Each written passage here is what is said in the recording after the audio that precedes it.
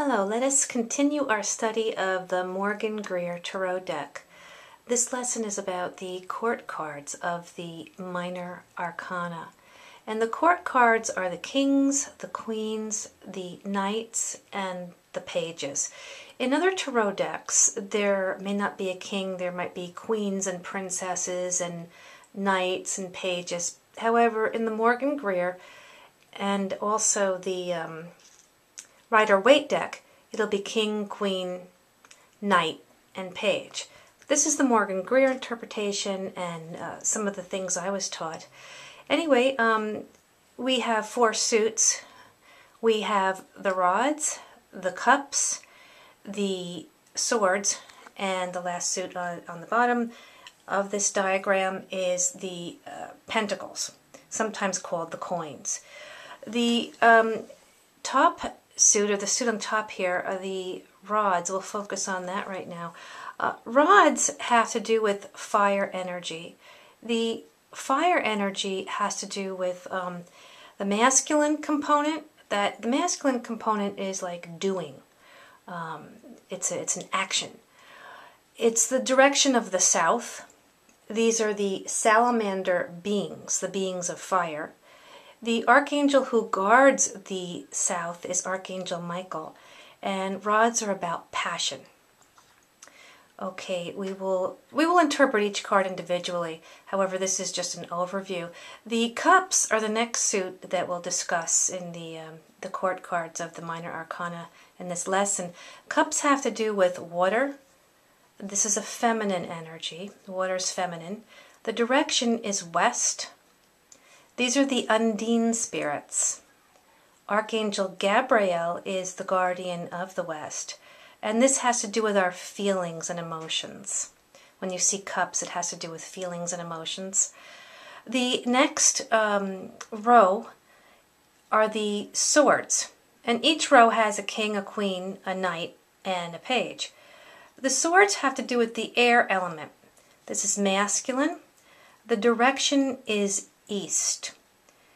These are the sylphs, S-Y-L-T-H, not P-H-T-H, sylphs, the sylph beings. Archangel Raphael guards the air element in the east, and this has to do with intellect and thought process. And finally, the last suit here is the pentacles.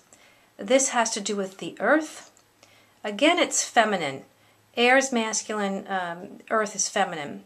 This has to do with the north, the gnome energy. Archangel Uriel is the guardian of the north. And this has to do with manifestation and form. So knowing that these are the four suits, then let's begin with an overview of the components of the court cards.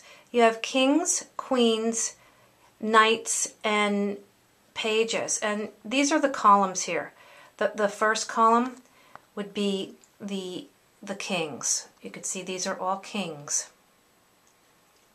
Okay, and then we have the queens in each suit, knights and pages. And the kings, as we talk about the kings are a masculine energy that has to do with the spirit of things. And that's action, more of the etheric type of energy, movement, action.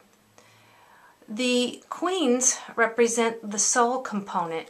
The spirit is masculine, the soul is feminine. Spirit is action, and soul is a state of being and expectancy, of course, for manifestation. But these are the energies of the queens. It's a feminine, it's a state of expectancy, it's the soul.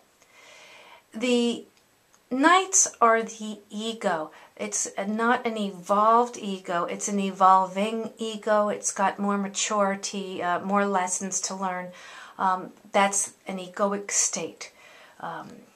And the last are the pages. The pages have to do with the body, the physiological body, and they can also represent, younger people, like children, young people, where the knights would represent late teen to early adult, and the kings and queens would be adult. So let's begin, because these can represent people, they can also represent energies. It all matters how it falls in the deck and what the concerns of your client are. Let's talk first about the, I'll move in a little bit closer. Sorry about the camera here. Let's talk about the King of Swords. The King of Swords would be a wise, intelligent, passionate, loyal energy, full of ideas. You see the rod? That's a fire element, that spark of passion that gets manifestation going, gets the idea going, and the leaves are the ideas. He's stern and fair, if this represents a person. Stern and fair. What comes up mated to the King of Rods would be the Queen of Rods. She's gentle, wise, wants to teach, a giver. It's a very giving energy. And we know that's a giving energy because we look at the sunflower. That represents food. It also represents universal wisdom. This person wants to share universal wisdom. And look at her crown. It's full of leaves. See the leaves on her crown? I'll go in a little bit closer so you could see that. How her crown has leaves. What the leaves represent are, it's kind of an Aquarian energy, but doesn't have to be. Basically, this is a person that will give you a chance and will be very forgiving, very giving. But if things are going really wrong, this energy will just walk away. She'll just walk away. She won't put up with it, and she'll just abandon the mission, so to speak. But she's not an abandoning energy. You just have to step up the game and do what you're fulfill your contractual agreement, so to speak. Okay, the next energy is the Knight of Rods.